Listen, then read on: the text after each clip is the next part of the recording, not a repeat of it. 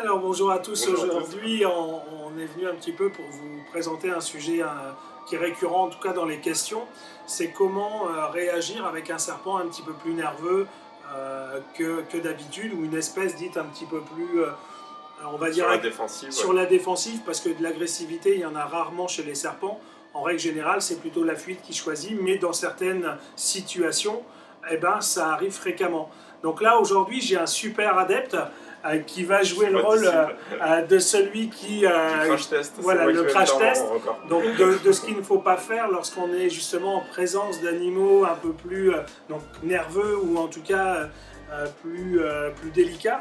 Et je vais essayer de vous montrer le bon geste après. C'est jamais Parce que évident. moi, faire le mauvais geste, je sais le faire. Voilà, moi le bon geste, je sais moins le faire. Mais en tout cas, c'est plus compliqué à faire quand quelqu'un a fait des bêtises avant. Donc là, on a trouvé des candidats assez faciles.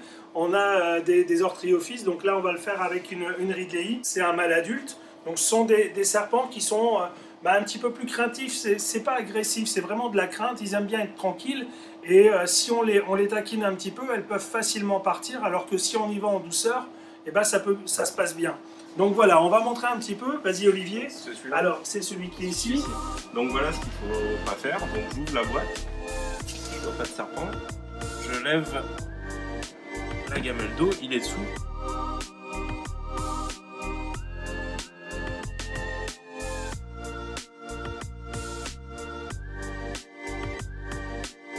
Ah, voilà. Voilà, là il m'a mordu. Mais parce que en fait j'essaie de l'attraper.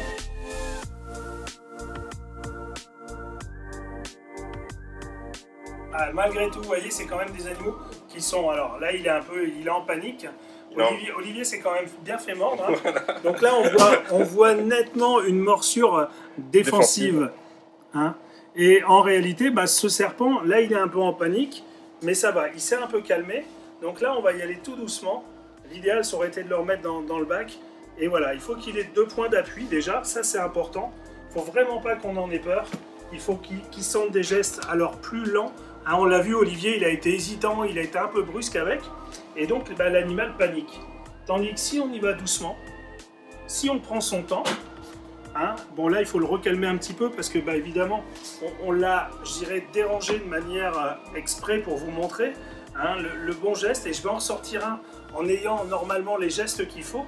Et ça va bien se passer parce que ce ne sont pas des animaux méchants. C'est juste que là, ils n'ont pas la possibilité. Ils sont sanguinaires. Alors, c'est pas du faux, il n'y a pas de ketchup et tout, c'est vraiment du sang. Vrai, hein, donc ça a des dents. Mais voyez, avec moi, il est beaucoup plus calme.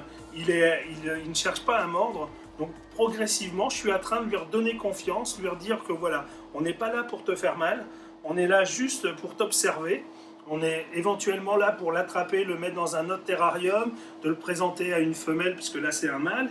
Et c'est vraiment comme ça qu'il faut interagir avec les serpents, avec les reptiles en général.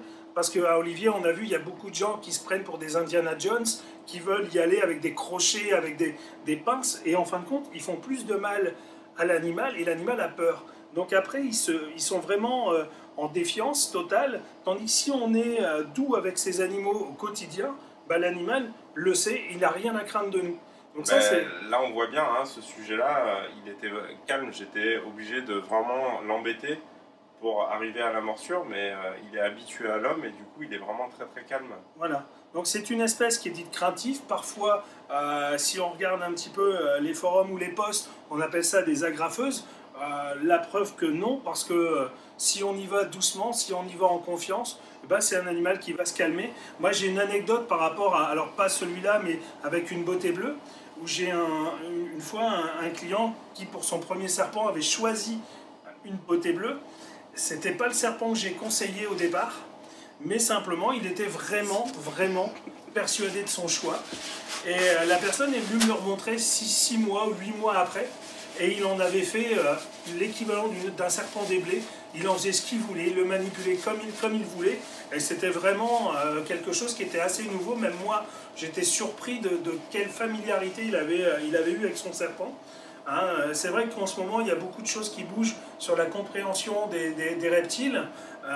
Et c'est vraiment intéressant de se rendre compte que même des espèces dites nerveuses ou pas faciles, dans les degrés de maintenance, sont un petit peu fausses, et qu'avec de la patience, avec un petit peu de confiance mutuelle, on arrive à avoir des animaux calmes. Et une chose qu'il faut faire aussi, c'est de dédramatiser la morsure, parce que souvent on en a peur, parce qu'on a peur de se faire mordre, parce qu'on ne sait pas ce qui va se passer. Donc, vous voyez, là je me suis fait mordre, il y a eu un petit peu de sang, mais ça reste des blessures totalement superficielles.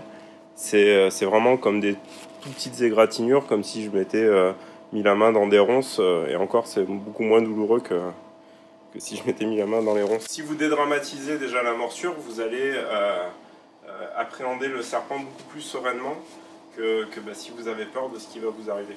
Tout à fait. Donc là ici, on va le remettre, hein. Vous avez vu, il est complètement calme. Il était en plus en train de finir sa préparation de mue, donc à mon avis, d'ici demain, il aura fait sa mue complète. Lui est en mue complète, donc ça veut dire que normalement, ce sont des animaux qui aiment vraiment pas être manipulés. Donc là, je vais y aller tout doucement, voilà. Tout doucement, je vais pas avoir de gestes brusques.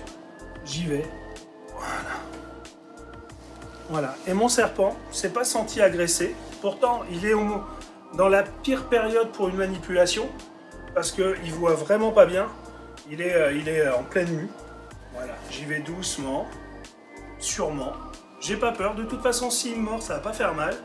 Donc j'ai pas de geste brusque, j'ai pas à le lâcher, j'ai pas à être violent, j'ai pas... Enfin, quand je dis violent, j'ai pas à être sec dans mes mouvements ou dur avec lui. Voilà, ça se passe bien. Et c'est une bête qui va être petit à petit habituée aux manipulations. Nous, en plus, à l'élevage, on ne va pas le cacher, on n'a pas le temps de les manipuler de manière régulière et longue. Donc les manipulations, elles se font surtout lorsqu'on change les bacs, lorsqu'on les met en présence l'un aux autres. Hein, donc ce n'est pas des animaux qui ont eu, je dirais, une habitude dans ce sens-là. Et vous voyez, même en période de mue pour une espèce nerveuse comme une Ridley, au final, ça se passe bien. C'est ça. Voilà, c'était un petit peu la leçon du jour avec mon nouveau disciple. Voilà, la prochaine fois je sauterai du 10e étage et je vous prouverai qu'on peut mourir. Voilà. En tout cas, ça fait du bien, ça vous montre un sujet sérieux présenté de manière un petit peu pas sérieuse. mais ça nous fait plaisir et on vous dit à bientôt. Allez, à bientôt. À bientôt.